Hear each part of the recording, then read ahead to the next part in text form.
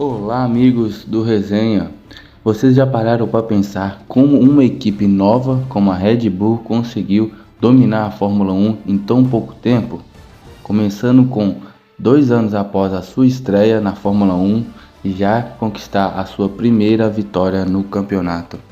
E como vocês viram no título do vídeo, vamos falar de toda a carreira da Red Bull, desde a sua estreia em 2005 até os dias de hoje de dominação. E é isso aí, amigos, eu sou o Matheus Guilherme e esse é o Resenha Fórmula 1.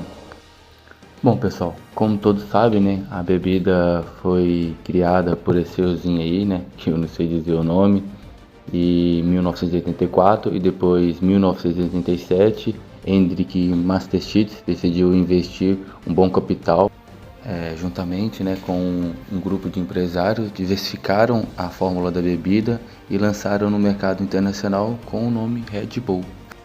E em 2004, Derek decide entrar na Fórmula 1 de vez, comprando a Jaguar, que naquela época era uma marca conglomerada da Ford. E assim, quando os americanos compraram ela, a ideia é que a Jaguar fosse uma marca esportiva da Ford, assim como a MG da Mercedes, a Motorsport da BMW e a SR da Audi.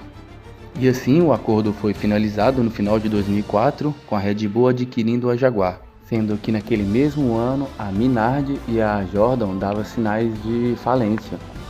E com isso, Derek convence um grande amigo seu, Berger, a ajudá-lo a assumir a Minardi, que assim foi batizada com o nome Toro Rosso, que naquela mesma época tinham voltado para o grid a Honda, a Renault comprando a Benetton e a BMW adquirindo o controle da Sauber.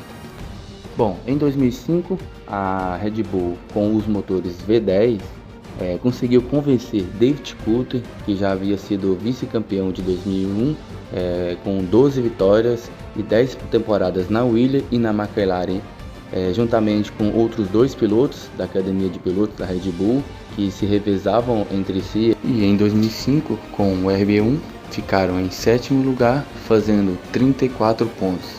Nada mal para uma estreia na Fórmula 1. E em 2006, já com os motores V8, fizeram apenas 16 pontos, ficaram novamente em sétimo lugar, porém conquistando seu primeiro pódio com David Coulthard, e isso contando ainda com a estreia da Toro Rosso, ainda com os motores V10 em um comum acordo com a FIA, com os motores limitados, um acordo injusto lá, mas que pôde deixar a Toro Rosso ainda correr com os motores V10. E em 2007, a Red Bull com o RB3 conta com os dois pilotos David Coulthard e Mark Webber, vindo da Williams. Esse que já foi o primeiro carro 100% assinado por Andrew com motor Renault, o RS27, terminando com 24 pontos e o quinto lugar no campeonato de construtores. Em 2008, a Red Bull ficaria em sétimo lugar novamente, mas dessa vez atrás da sua irmã menor. Isso aí, a Toro Rosso, que conquistou a sua primeira vitória pela marca Red Bull, com o Sebastian Vettel, ficando com 39 pontos, com a Red Bull fazendo apenas 29 pontos. E em 2009, já com o novo regulamento, que a Red Bull já estava trabalhando desde o ano passado, e mesmo assim foi surpreendido pelo difusor duplo da Brown, que foram mais astutos, né, e tiveram à frente, muito à frente da Red Bull, mas mesmo assim a Red Bull ainda conquistou 5 corridas, sendo 4 com Vettel e uma com Webber, e ficaram em segundo lugar no campeonato. E em 2010 foi um ano de muita treta, porque Vettel vence na Malásia, mas depois o Webber responde com 2 vitórias na Espanha e em Mônaco. Mas a treta começa mesmo em Istambul, quando o Webber administra a corrida toda em primeiro, dando vácuo para Vettel, que economiza pneus e gasolina com isso. Porém, o Vettel recebeu uma ordem que não poderia ultrapassar o Webber. Mas Vettel ignora a ordem de equipe e tenta ultrapassá-lo. Porém, bateram e os dois abandonaram a corrida. E não para por aí. Em Silverstone, Vettel quebra a asa dianteira e a Red Bull pega a da Webber, porque só tinha um para cada, né? Que não gostou nada disso. E nesse mesmo final de semana, o Weber ganha a corrida e demonstra sua insatisfação ao comentar que nada mal para um segundo piloto. E depois disso, o Weber vence mais uma corrida e foi vice mais 2 vezes. E Vettel vence as últimas 3 corridas, Japão, Brasil e Abu Dhabi, e ganha seu primeiro título de campeão da Fórmula 1. E a Red Bull também ganha aí seu primeiro campeonato de construtores. E em 2011, o RB7, com seu difusor soprado melhor desenvolvido, venceram 12 das 19 corridas, sendo 11 delas com o Vettel, com o Weber vencendo a outra, tendo mais 3 segundos colocados e 7 pódios, vencendo tranquilamente com 650 pontos.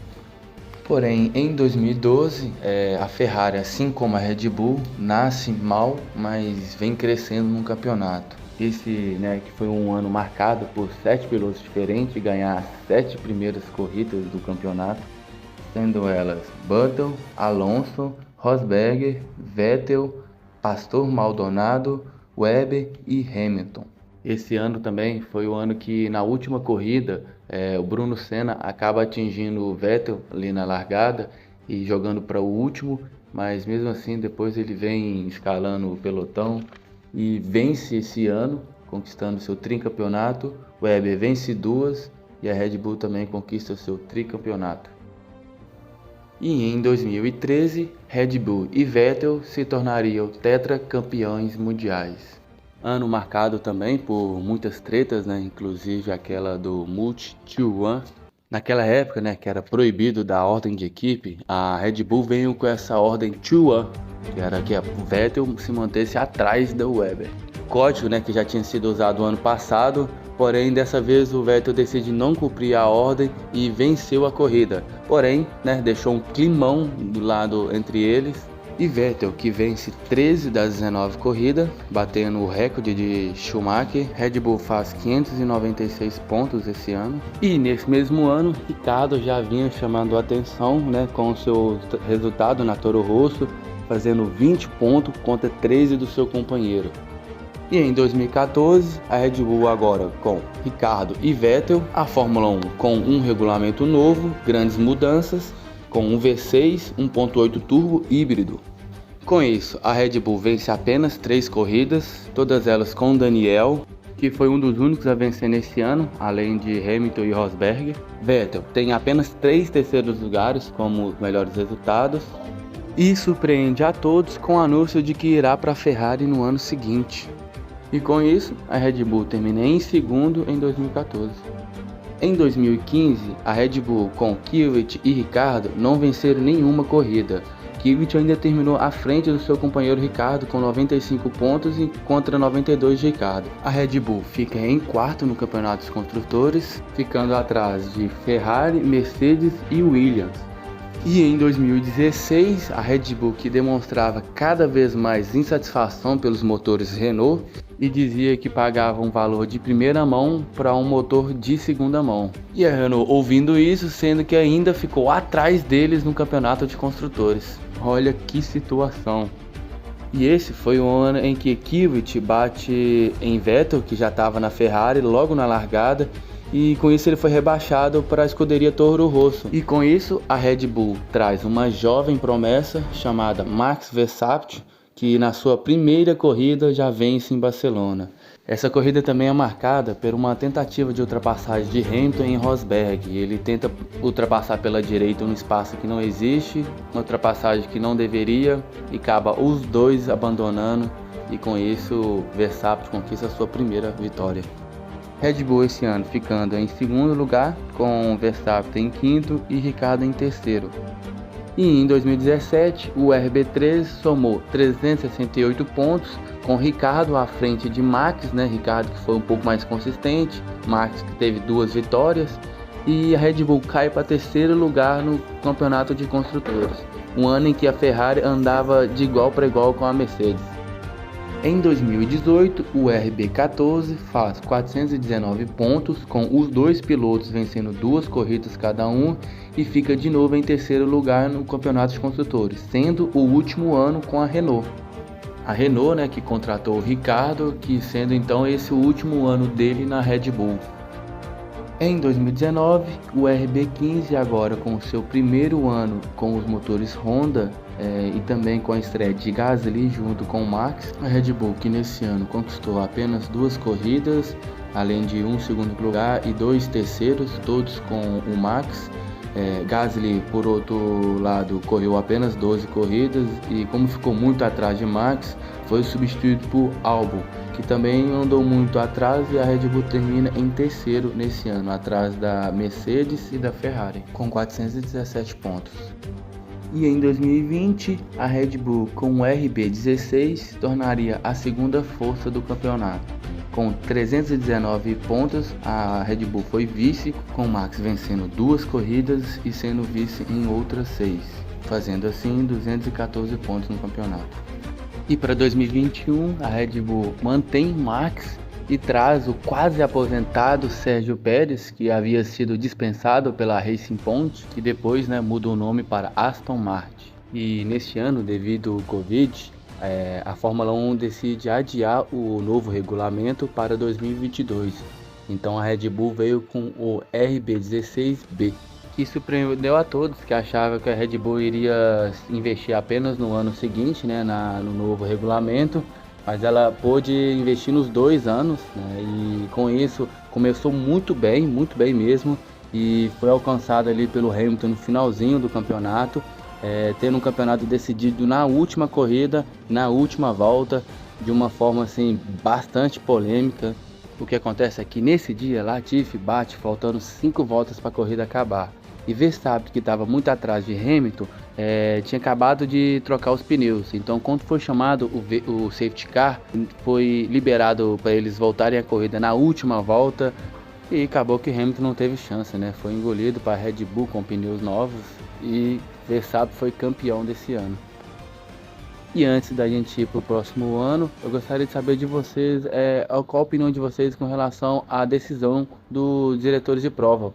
Será que eles tomaram uma boa decisão ou não? Acho que deveria ter agido de uma outra forma. Qual que é a opinião de vocês? Enfim, em 2022, a Honda deixa a Fórmula 1 e deixa para trás também seus motores, apesar de ainda estar sendo produzida, mas não irá ter mais nenhum outro investimento. E com isso, a Red Bull decidiu fazer sua própria fábrica de motores, ao lado da sua fábrica principal, a Red Bull Powertrain. E a Red Bull começa o campeonato com um problema de confiabilidade, mas demonstrando que tem bastante velocidade. Com o passar das corridas, a Red Bull vem superando seus problemas de confiabilidade, melhorando mais ainda a velocidade do carro e deixando então a Ferrari para trás, e assim conquistando o campeonato de pilotos e de construtores. E é isso, a Red Bull agora com 18 anos de Fórmula 1, que é uma trajetória curta e sem dúvida com uma trajetória multicampeão. A Red Bull hoje que tem voto, vez e voz ativa na Fórmula 1, e com ela o atual bicampeão da Fórmula 1, Max Verstappen, tem vínculo longo e altas cifras. E assim são os favoritos para 2023. E é isso, essa foi então a história da Red Bull até aqui, pelo menos um pouco dela. Espero que tenham gostado. Esse é um pouco da história da Red Bull nesses 8 anos. Comentem aí o que vocês acharam. E obrigado, por ter ficado até aqui. Espero que tenham gostado.